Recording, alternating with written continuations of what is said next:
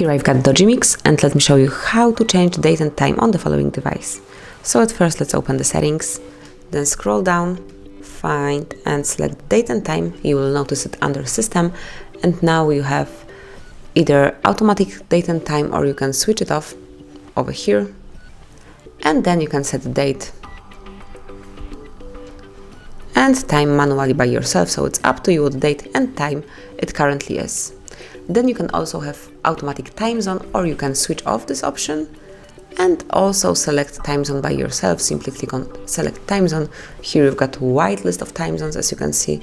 Everyone will find something suitable, and for example let me pick this one.